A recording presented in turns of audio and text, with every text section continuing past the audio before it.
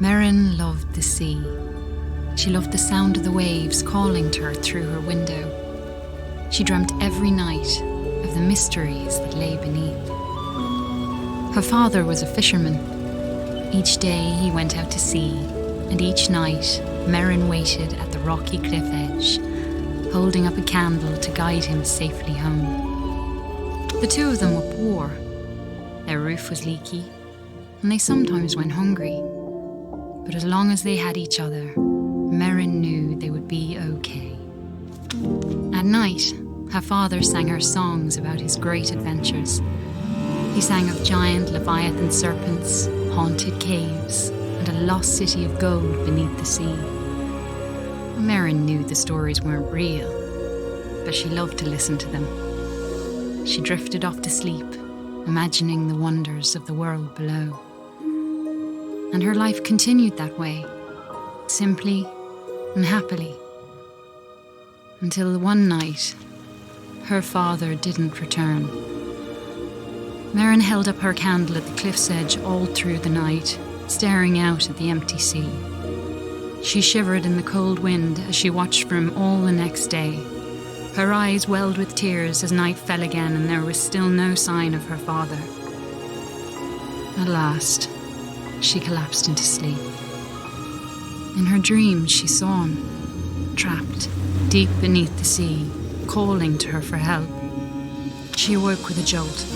A desperate and dangerous plan was already forming in her head. She took scraps of metal and wood her father had caught in his nets and pieced them together. She hammered and bolted, she measured and sawed. And before the sun had set, she had built a tiny, rickety submarine. With trembling hands, she squeezed inside and dove down beneath the waves to search for her father.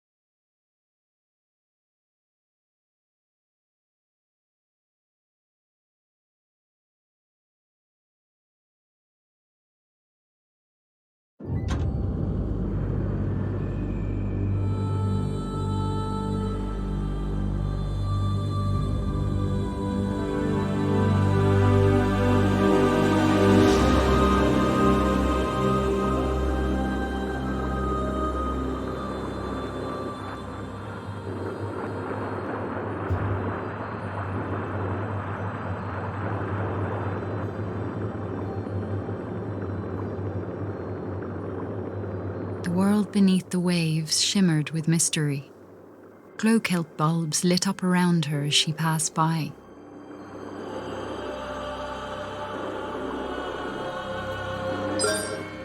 Merrin spotted some odd-looking old coins.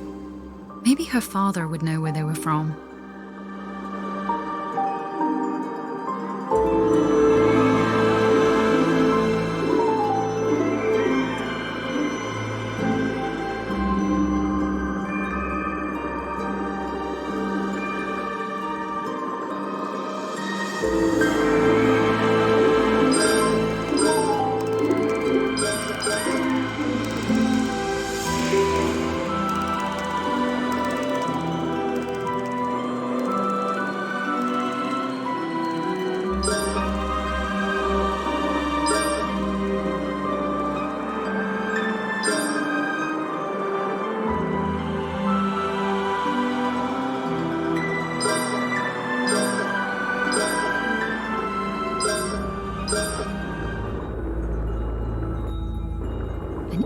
light flickered and danced on the sea floor like an underwater fire.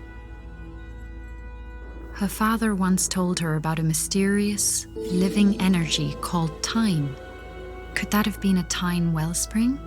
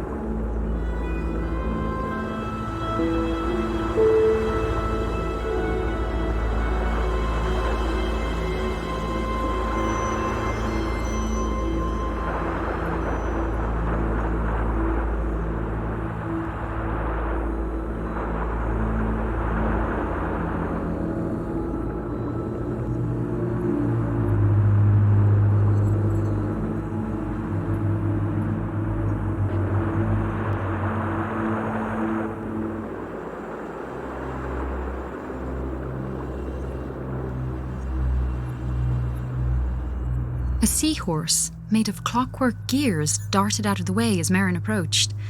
She wondered who could have built such a curious creature.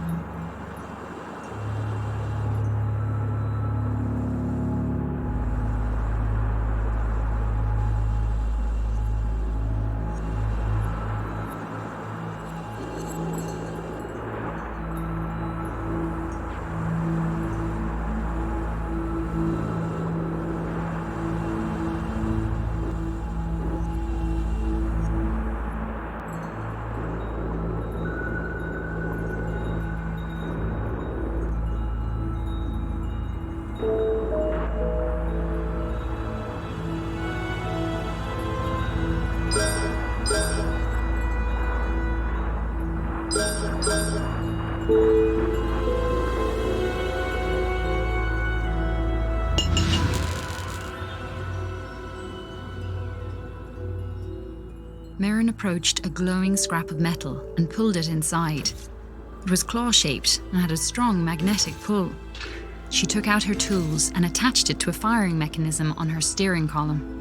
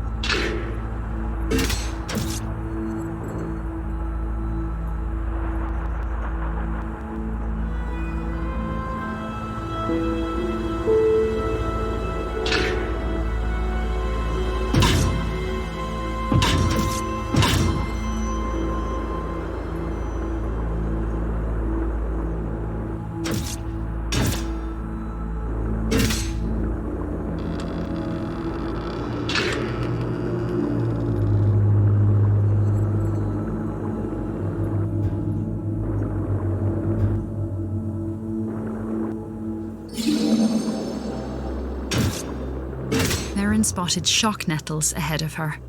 She had to be cautious, as the hostile creatures would attack her on sight.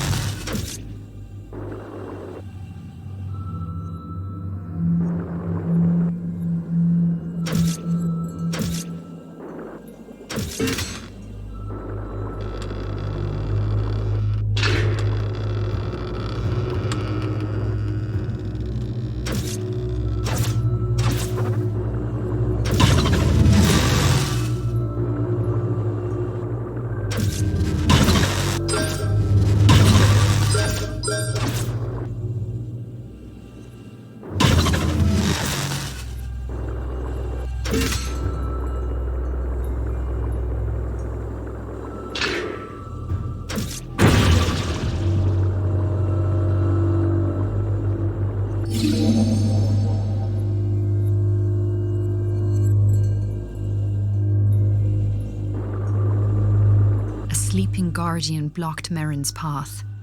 She knew it all too well from her father's stories, and she knew it must never be woken.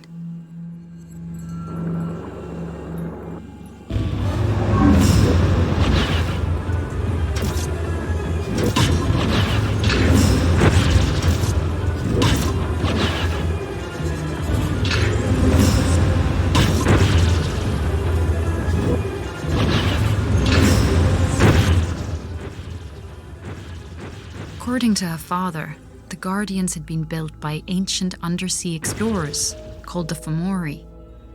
Merrin always thought the Fomori were a myth. Now she wondered if her father's other stories might be true.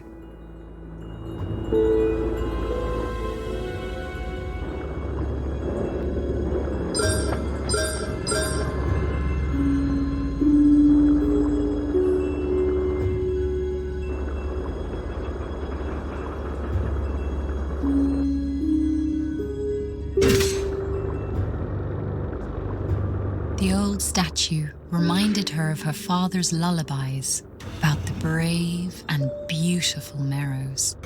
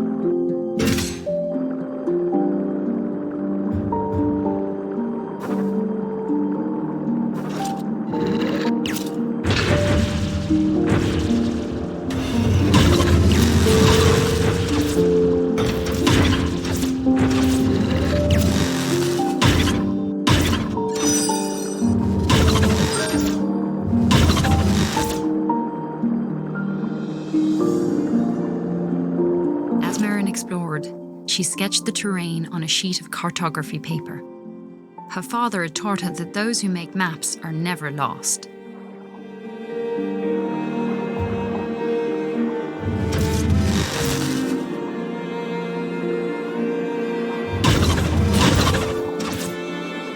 A huge hermit crab watched Merrin from a rocky ledge. On his back, he carried a vast array of odd-looking treasures. The crab seemed to like shiny objects. Maybe he would be willing to make a trade.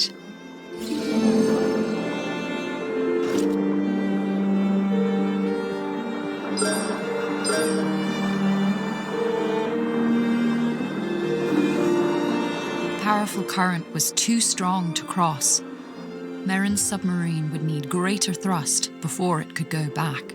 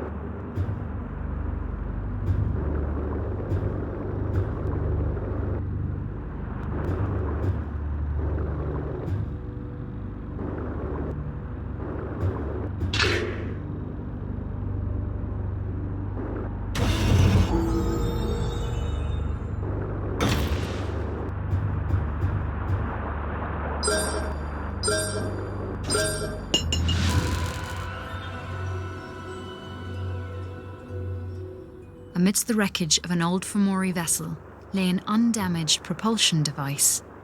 Merrin bolted it onto the back of her submarine, eager to test out its effects on her lightweight craft.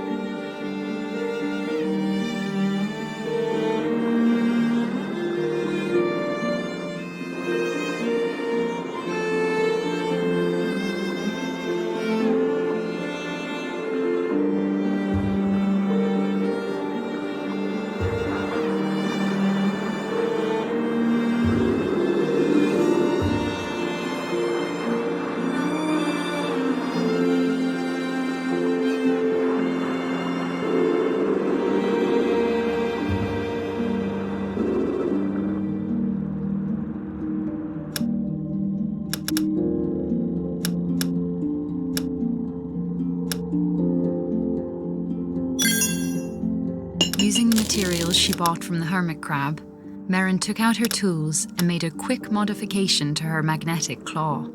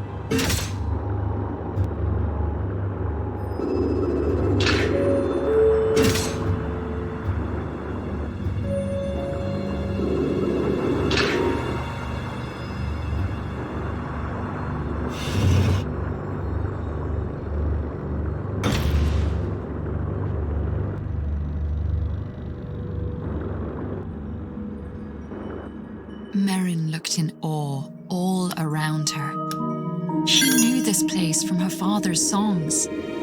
These were the lost ruins